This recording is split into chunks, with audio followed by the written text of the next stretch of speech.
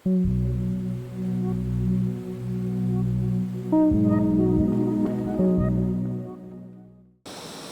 guys! Welcome back sa aking channel kung saan pag-aaralan natin ang pag-jewelry casting. At ngayong araw naman ay mag-wax string tayo. Kaya tara, samahan ninyo ako at panoorin kung paano ang tamang pag-wax string bago tayo gumawa ng silicone mold or ng ating investment mold. Okay? So, ayan guys, ano ba yung mga kakailanganin natin na gamit para makapag-wax string tayo? So, eto. So, unang-una is yung sprue natin. Ayan, sprue. Sprue guys hindi straw. Okay. So, ayan. So, para lang siyang palito. Ayan. So, iba't iba yung sizes nito. Itong pinakita ko is 3mm. Meron din tayo ditong 2mm. Ayan. Ayan. So, ayan yung mga sprue natin. So, para saan ba to? Itong sprue na to is yung parang magiging mismong tangkay ng wax string natin. Okay? Tapos, ito din yung magiging daluyan nung tinunaw nating metal para mabuo yung sa mismong molde natin. So, mamaya ipapakita ko sa inyo yung nabuo na nating wax tree para mas makita nyo or mas ma-visualize nyo kung ano ba yung mangyayari once na isali na natin yung natunaw nating metal. So, next is, syempre, kakailanganin natin nung mismong modelong gusto nating casting. Okay? Or jewelry cast. So, eto, meron na akong ginawa dito na 3D print ng ating tennis bracelet. So, may pang tennis bracelet. So, ito yung gagamitin natin sa pag-wax stringing natin. So, parang siya yung magiging, kumbaga sa Christmas tree, siya yung magiging pang decor natin sa Christmas tree. Tapos, siyempre, kailangan din natin ng pamutol. So, eto, meron ako ditong surgical blade. Ayan, surgical handle tsaka surgical blade. So, itong surgical blade ko, number 11 to. So, bibili lang kayo ng ganito. Sabihin nyo lang doon sa biblia nyo, number 11 po. Tsaka yung surgical handle. Ayan, kasi magkaiwalay pa sila pagka binili nyo. So, guys, paalala ko lang sa inyo, mag-iingat kayo pagka gumamit nito kasi talagang napakatalas nito. Okay? So, ingat tayo guys paggamit ng surgical blade. So, ito yung pamputol natin ng ating sprue. Okay? At saka yung pang-ice natin sa wax tree. Isa pa is, kakailanganin din natin ng kandila kasi kakailangan natin ng apoy para pantunaw doon sa ating wax. Para pandikit. So, yun yung magdidikit doon sa ating wax tree. Sa mga components ng ating wax tree. So, tara, samahan ninyo akong gumawa. Pwede natin yung pinaka-body ng ating puno. So, kumuha ko dito. Ayan. Ito ay 3mm. Okay. So, ganito yung gagawin natin. Ayan. May mga naka-ready na ako ditong nalagyan ko ng sprue. So, ganyan yung magiging itsura niya pagka pinikit natin. Hindi siya makita. Medyo malabo. Ayan.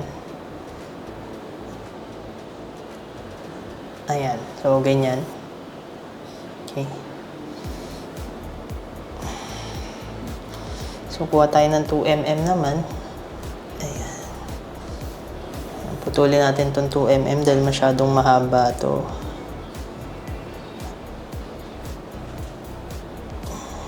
So, ready muna natin. Siguro mga 1/3 nitong haba. So, putulin natin sila sa tatlo.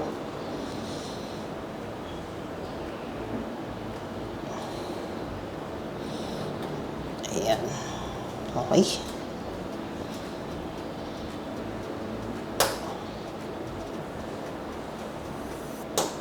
So, may na-ready na tayong sprue. So, ayan yung mga gagamitin natin. Then, ayan na, yung pagdidikit natin dito sa mismong tennis natin. Tsaka dito sa screw. Okay, so dikit natin siya. Initan lang natin. Konti. Yan, didikit dito. Ayan guys.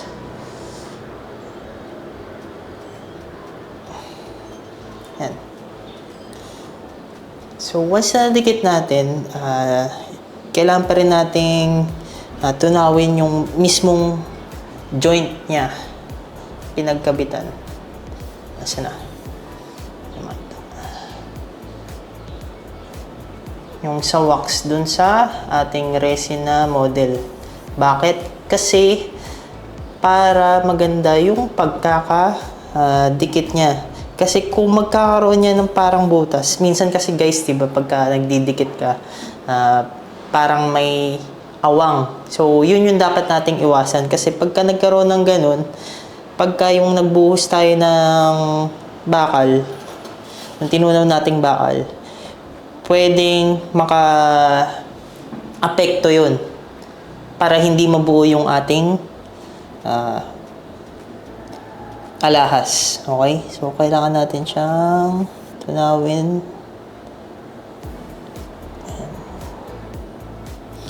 Parang i-make sure nyo lang na wala siyang butas or porosity. Para pag dumalo yung ginto, diretso siya.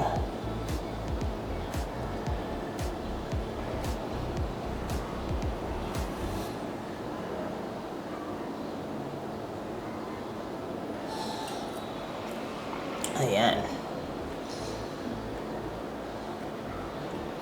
So, ganun din gagawin natin sa iba.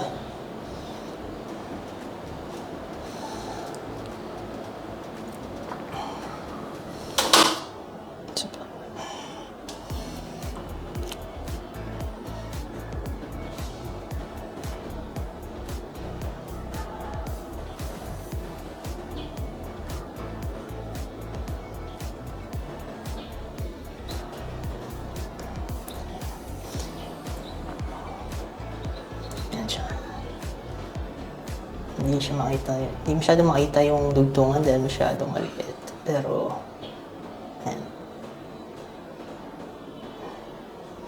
Mapoks. Okay. Ayan, kikita nyo. Okay. So, ayusin lang natin. Ayan, papainitan nyo yung sa konting init dito sa ating surgical blade para yun yung maging pantunaw natin dun sa wax. Tapos kung mapapansin nyo, parang dumudumi na yung surgical blade natin dahil sa kakainit, punasan lang natin para malinis siya. Para yung gawa din natin maging malinis. Ayan. So dahil meron na akong mga ginawa dito, na nauna, ayan, may mga naka-ready na tayong naka-screw. Pwede na natin siyang ilagay doon sa pinaka-body no ating magiging wax tree. So, ito yung magiging body niya. Sorry, ito pala. Itong 3mm. Ayan. So, once na idikit natin itong mga to, dapat naka 45 degree siya. Okay? So, wait. Lagyan natin dito. Ayan, mag-focus. Ayan. So, dapat naka 45 degree siya, guys. Okay? So, ganyan natin siya ididikit dyan. So, ganun lang ulit para maidikit natin. Tutunawin lang natin sa apoy yung pinakadulo ng screw. Then, lagyan natin dito. Ayan.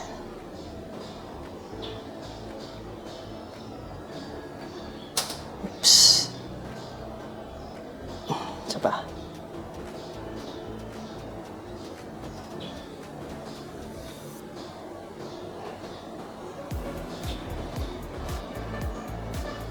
Ayan, dumikit guys.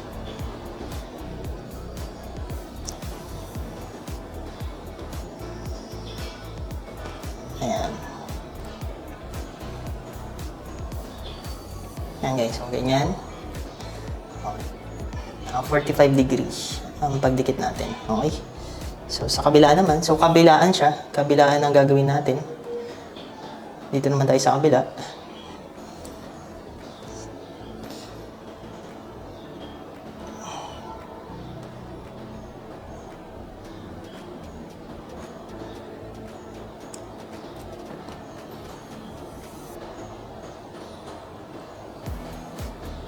Oops! Natanggal.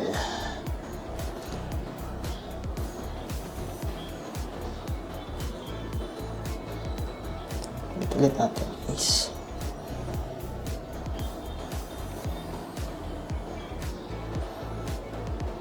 so i-fix natin siya kasi natatanggal siya guys. So para ma-fix siya, katulad din ng ginawa natin dun sa sprue, dun sa ating resin na molde, resin na model, kung paano natin siya dinikit, ganun din yung gagawin natin dito sa pinaka-body ng magiging wax tree natin para mas matibay siya. Ayan. Para tumibay yung dikit niya. Ayan.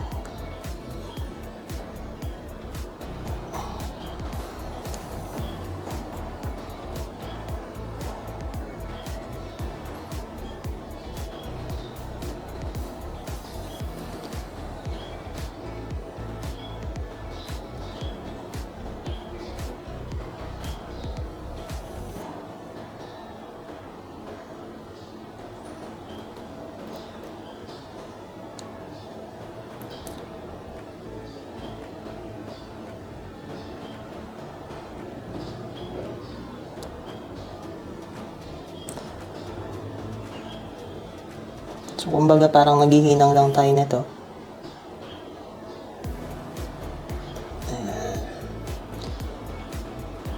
Okay. Sa kabila naman.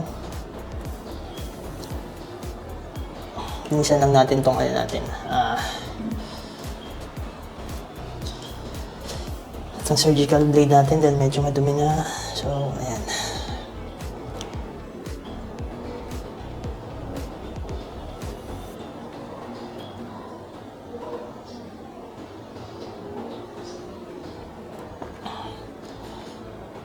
Disclaimer nga lang pala guys hindi ako ganun ka-expert dito So, ito ay based lang din sa mga natutunan ko, sa mga na-research ko, at saka dun sa nagturo sa akin, okay? So, kung may mali man akong ginagawa, pwede nyo naman akong i-correct. Kasi unlike sa CAD, which is yun talaga yung forte ko, ito is bago lang din ako sa paggaganto. Pero, alam ko naman kung paano yung tamang proseso or paano siya tamang gawin. Pero pwede rin baka may kulang ako sa tinuturo ko. I-comment nyo lang. Okay guys? Ayan. So itutuloy lang natin siya. Ganun din gagawin natin sa taas. Tapos meron din akong na-research guys na habang tumataas yung wax tree natin, parang dapat mas iniiklian natin yung sprue. Itong mahabang tangkay natin. Dapat daw iniiklaan natin. So, sundin natin kung ano man yung sinasabi nila. Kasi daw para mas even yung pagdaloy ng ating tinunaw na metal. So, iklian natin itong mga to. Lilitan na natin sila.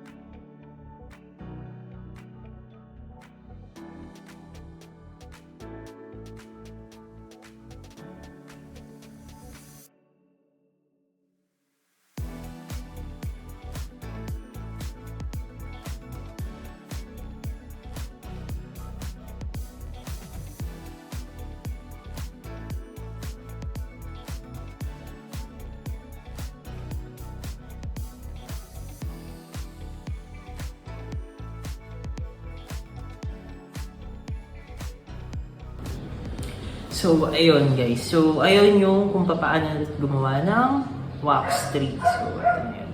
So, katulad nung kanina, para mas maintindihan nyo kung para saan to. Kasi itong wax tree na to, once na magbubuhos na tayo ng ginto, nakaganito na siya dun sa mismong molde natin. So, ganito yung itsura niya. Then, once na binuhusan natin siya ng ginto, ito yung dadaanan nila. Yan. So, kaya kailangan pagka nagdidikit tayo ng wax tree natin, kailangan naka 45 degrees siya para yung daloy ng ginto smooth lang. Pag ganun yung daloy, papasok, pababa. Kaya hindi siya pwedeng ganyan, diretso lang or pabaliktad. So, dapat ganito, paslant siya na 45 degrees. So, yun yung logic doon kung bakit ganito yung kailangan natin gawin. So, ayun guys, may natapos na naman tayong episode. Kaya muli, samahan niyo ako sa mga susunod nating episode sa pag-jewelry casting, kung saan hindi lang tayo matututo ng about sa casting, pati na rin sa buhay. So again, one cast at a time.